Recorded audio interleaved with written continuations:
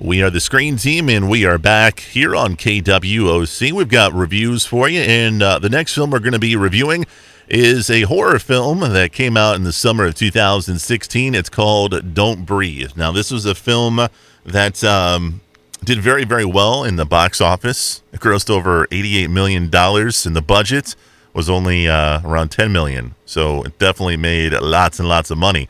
The film is basically about three hooligans who are basically robbers. They do the robbing thing, and they go into basically the wrong house. They rob the wrong guy.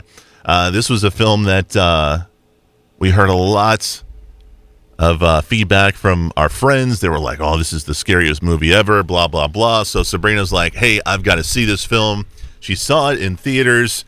What were your initial thoughts? Were you scared like the other folks, Sabrina?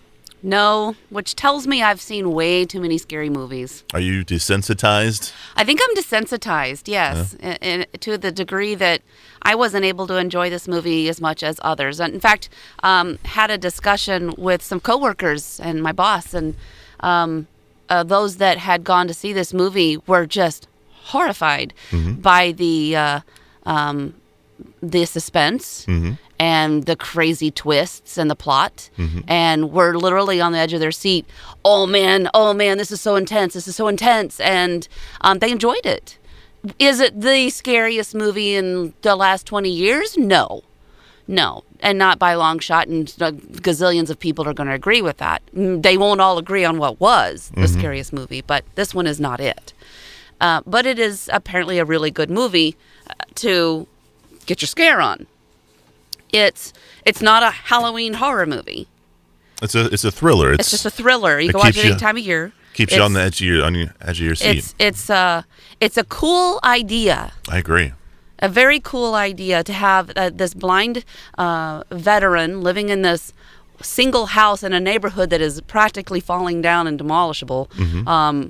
And it's basically in a neighborhood in Detroit. Yes, and it's like bad. You said, it's bad. There's nobody else on the street besides him. So yeah, and he lives in one house that has been completely remodeled to the point almost where it's pristine. Yeah, and all the houses around him are falling down, and so these kids find out who lives in it and that he's inherited a whole bunch of money from a settlement where he had lost his daughter to a reckless hit and run kind of thing. Yeah, hit and run, and the kid got off, and poor guy, they settled out of court or whatever with all this money, and they believe that he has it holed up in the house. Yeah. So these are very reckless thieves. They're kids who are trying to get out of Detroit. Not very smart. Not very smart at all. One of them's a little bit pompous. Yeah. You can't touch me. I got this. Brings a gun to the robbery, and all of a sudden the smart kid who's making sure that they can get into all these places, freaks out. Man, this is armed robbery now. We can't do that kind of time. Yeah. So he's calculating these things. So he's trying to be smart about it, but still, you're robbing people. Hello. Right. And then the girl is sort of like, she's just the emotional one. She's the one who's driven to get her little sister out of Detroit. Oh, that was her little sister? I thought it was her daughter. I think it's her little sister. Oh, okay. Cool. Because her mom's a crackhead and, got a bad boyfriend living in a house, and the girls are not safe. Yeah. So she's the heartstrings of the story. Right. And so you see them go into this house.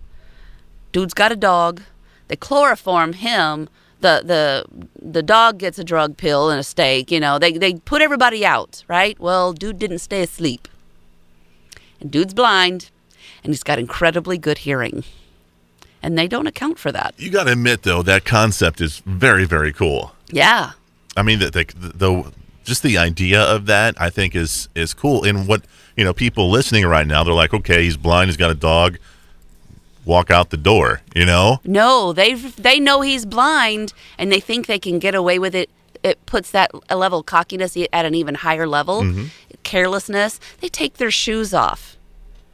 But they don't take into account the wood floors, the breathing. The whole title of the show is, you can hear that, right? If you're listening for it. And these kids are being careless, and all of a sudden, the blind man is upset, and he's not worried. He's worried about them stealing the money, but he's also worried about them finding what he's got in the basement.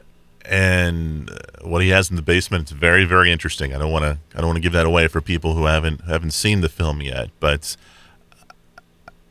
I liked the movie. I would agree with you that it's not the scariest movie that I've ever seen or whatever, but I enjoyed the film, and I enjoyed it because I liked the guy who played the villain in this film. His name is Stephen Lang. He's a great character actor. He's been in a lot of stuff, everything from Tombstone to Gettysburg, a lot of period pieces. I like him a lot. He's a very good actor, and him as the blind guy in this film, I thought he was priceless. Priceless, yeah. He's perfect for it. I thought he did a great job, and at least for the first 45 minutes of this film, you feel sorry for him. Yeah, you're like, these ratty little punks are ripping this poor guy off. He lost his daughter. Blah blah even blah. to the point where he starts defending himself. Yeah. And you're just like, ooh, that's a bad dude. But then you realize just what a bad dude he is. Yeah, he's a bad dude. He's a bad dude. Now, again, we don't want to ruin why we know he's a bad dude. But if you've ever seen The People Under the Stairs.